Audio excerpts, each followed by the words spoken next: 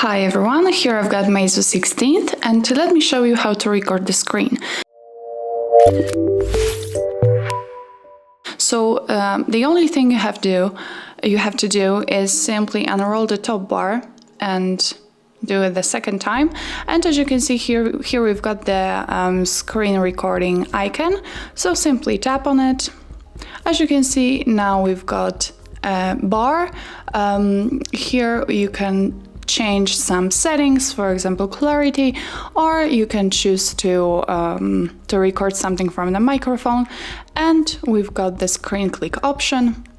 Let me close that. And to start recording, simply click on start record. And from now on the screen is recording.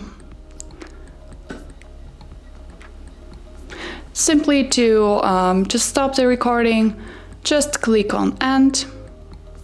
And that's all. As you can see, the screen recording has been saved. You can of course find it in a gallery, so let's open this.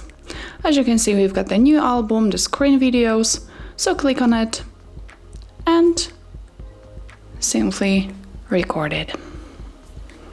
And that's all. This is how you record the screen in MEIZU 16th. If you find this video helpful, please hit the subscribe button and leave the thumbs up.